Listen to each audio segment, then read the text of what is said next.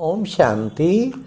आज सुनते हैं 13 फेब 92 के अव्यक्त बाप दादा के मधुर महावाक्य। आज की अव्यक्त मुरली वैलेंटाइन डे, प्रेमियों का दिन जो होता है ना, विदेश में बहुत मनाते हैं। तो आज ओम शांति भवन की स्टेज सारी बहुत सुंदर सजाई हुई है उसमें मुरली चली है, खास स्वर्ग की सीन बनाई हुई है। तो आज बाबा ने 4 क्वेश्चन। नंबर 1, कोई पूछे कहाँ रहते हो, क्या फलक से जवाब देते हो। फिर नंबर 2, सच्चा प्यार किसे कहते और सच्चे प्रेमी की निशानी क्या है। नंबर 3, लवलीन आत्मा के क्या लक्षण हैं। लास्ट, बाप हाथों से काम ना कर कौन सा काम करते हैं। तो बाबा ने प्यार में डूब जाओ, लव में लीन, यही है सच्ची लीन अवस्था। और जब प्यार में लीन रहेंगे तो बच्चे कोई भी चीज़ विघ्न डाल नहीं सकती, माया निकट आ नहीं सकती, कोई आकर्षण खींच नहीं सकती। तो सुनते हैं 13 फरवरी 92 की मुरली। मुरली का टाइटल है अनेक जन्म प्यार संपन्न जीवन बनाने का आधार, इस जन्म का परमात्म प्यार। तो फिर बाबा शुरू में ही ब्रैकेट में लिखा है, विदेश में 14 फरवरी के दिन को प्रेमियों का दिन मनाते हैं, इसलिए आज ओम शांति भवन को सुंदर स्वर्ग की सीनरियों से सजाया है। उसी बीच बाप दादा पधारे, हम सब आत्माओं के प्रेमी आज सर्व शक्तियों के सागर और सच्चे स्नेह के सागर दिल्लाराम बाप दादा अपने अति स्नेही समीप बच्चों से मिलने आए हैं। यह रूहानी स्नेह मिलन व प्यार का मेला विचित्र मिलन है। मिलन मेले सतयुग आदि से लेकर कलयुग तक अनेक हुए हैं, लेकिन यह रूहानी मिलन मेला अब संगम पर ही होता है। यह मिलन रूहानी मिलन है। यह मिलन दिल वाला बाप और सच्चे दिल वाले बच्चों का मिलन है।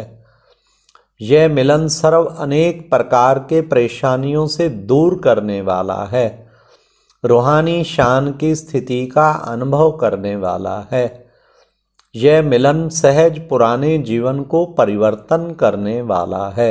यह मिलन सर्वश्रेष्ठ प्राप्तियों के अनुभूतियों से संपन्न बनाने वाला है। ऐसे विचित्र प्यारे मिलन मेले में आप सभी पद्मा पदम भाग्यवान आत्माएं पहुंच गई हो। यह परमात्म मेला सर्व प्राप्तियों का मेला, सर्व संबंधों के अनुभव का मेला है, सर्व खजानों से संपन्न बनने का मेला है, संगम युगी श्रेष्ठ अलौकिक संसार का मेला है। वाह, आज तो बाबा मेले की कितनी गायन कर रहे हैं आशुक माशुकों का मेला है कितना प्यारा है। और इस अनुभूति को अनुभव करने वाले, पात्र बनने वाले आप कोटों में कोई में भी कोई परमात्म प्यारी आत्माएं हो। कोटों की कोटि आत्माएं, कोट आत्माएं इस अनुभूति को ढूंढ रही हैं और आप मिलन मना रहे हो और सदा परमात्म मिलन मेले में ही रहते हो, क्योंकि आपको बाप प्यारा और बाप को आप प्यारे हो। तो प्यारे कहाँ रहते हैं? सदा प्यार के मिलन में रहते हैं। तो सदा मेले में रहते हो व अलग रहते हो। बाप और आप साथ रहते हो तो क्या हो गया? हाँ, क्या हो गया? मिलन मेला हो गया ना। कोई पूछे आप कहाँ रहते हो तो क्या जवाब देंगे? हाँ, सुनो क्या जवाब दें। तो फलक से कहेंगे ना, हम सदा परमात्म मिलन मेले में रहते हैं वाह वाह वाह, इसी को ही प्यार कहा जाता है। अब सुनिए सच्चा प्यार क्या है, वो भी सुनिए। सच्चा प्यार अर्थात एक दो से, तन से व मन से अलग हो नहीं सकते, इसे कहेंगे सच्चा प्यार। ना अलग हो सकते, ना कोई कर सकता, चाहे सारी दुनिया की करोड़ों आत्माएं प्रकृति माया परिस्थितियां अलग करने चाहें, किसकी ताकत नहीं जो इस परमात्म मिलन से अलग कर सके। इसको कहा जाता है सच्चा प्यार। प्यार को मिटाने वाले मिट जाएं, लेकिन प्यार नहीं मिट सकता। ऐसे पक्के सच्चे प्रेमी हो, आज पक्के प्यार का दिन मना रहे हो ना। ऐसा प्यार अब और एक जन्म में ही मिलता है। इस समय का परमात्म प्यार अनेक जन्म प्यार संपन्न जीवन की प्रारब्ध बना देता है, लेकिन प्राप्ति का समय अभी है, बीज डालने का समय अभी है। इस समय का कितना महत्व है। जो सच्चे दिल वाले के प्यारे हैं, वो सदा लव में लीन रहने वाले लवलीन हैं। तो जो लव में लीन आत्माएं, ऐसे लवलीन आत्माओं के आगे किसी के भी समीप आने की, सामना करने की हिम्मत नहीं है, क्योंकि आप लीन हो। किसी का आकर्षण आपको आकर्षित नहीं कर सकता।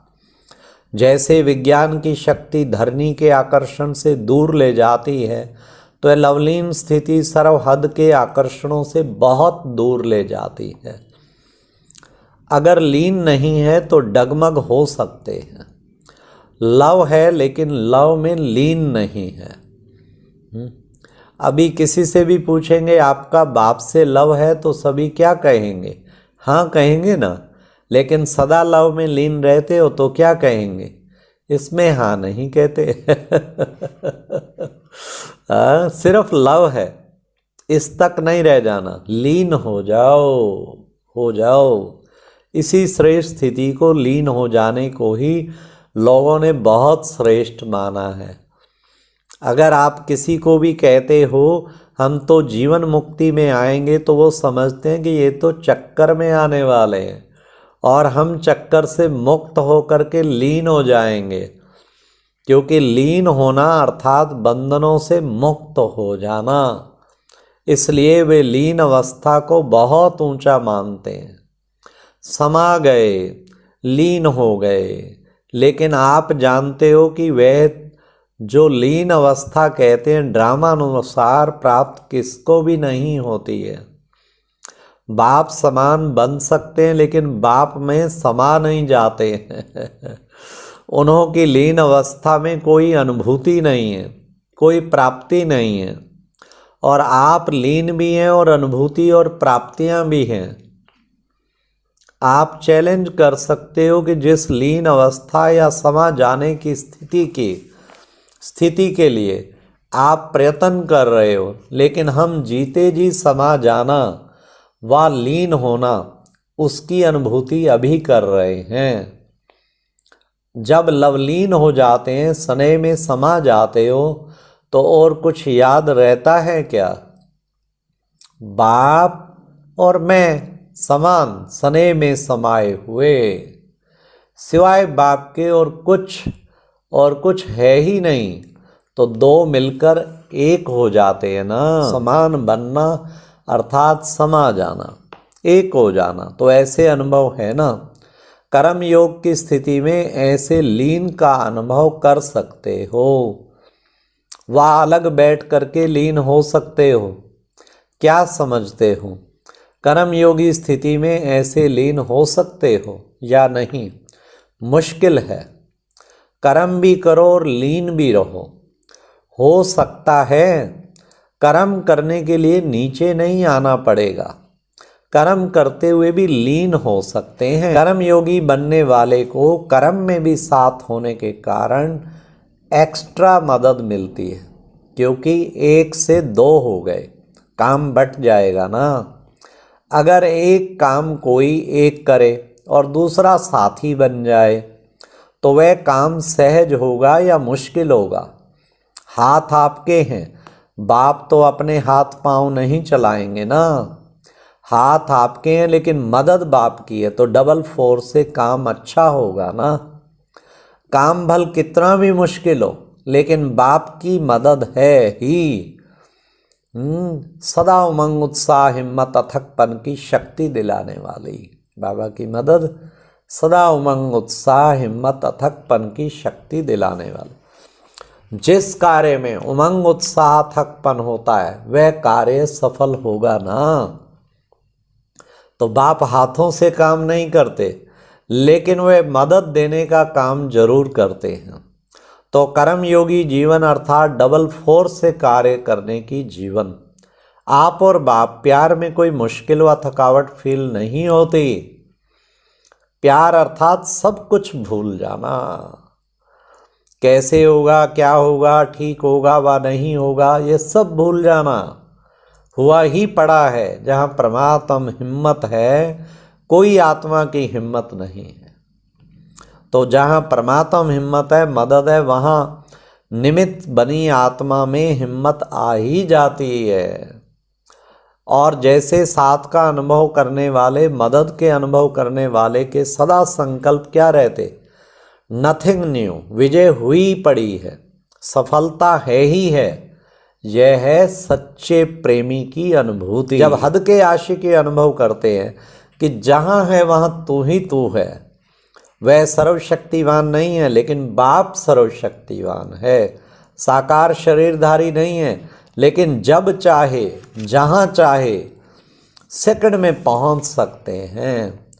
ऐसे नहीं समझो कि कर्मयोगी जीवन में लवलीन अवस्था नहीं हो सकती, होती है। साथ का अनुभव अर्थात सदा लव का प्रैक्टिकल सबूत साथ है। तो सहज योगी सदा के योगी हो गए ना। लवर अर्थात सदा सहज योगी। इसलिए डायरेक्शन भी दिया है ना कि यह तपस्या वर्ष तो प्राइज लेने के समीप आ रहा है, लेकिन समाप्त नहीं हो रहा है। इसमें अभ्यास के लिए, प्रैक्टिस के लिए सेवा को हल्का किया और तपस्या को ज़्यादा महत्व दिया। लेकिन इस तपस्या वर्ष के संपन्न होने के बाद प्राइज तो ले लेना, लेकिन आगे जो कर्म और योग, सेवा और योग, जो भी बैलेंस की स्थिति बताई हुई है, बैलेंस का अर्थ ही है समानता। याद, तपस्या और सेवा, यह समानता। शक्ति और स्नेह में समानता, प्यारे और न्यारेपन में समानता, कर्म करते हुए कर्म से न्यारा हो, अलग बैठने में स्थिति की समानता हो। जो इस समानता के बैलेंस की कला में नंबर जीतेगा वो महान होगा। तो दोनों कर सकते हो कि नहीं, सर्विस शुरू करेंगे तो ऊपर से नीचे आ जाएंगे। ये वर्ष तो पक्के हो गए ना, अभी बैलेंस रख सकते हो या नहीं? सर्विस में खिटखिट होती है इसमें भी पास तो होना है ना। पहले सुनाया ना कि कर्म करते भी, कर्मयोगी बनते भी लवलीन हो सकते हैं, फिर भी विजयी हो जाएंगे ना। अभी प्राइज उनको मिलेगा जो बैलेंस में विजयी होगा।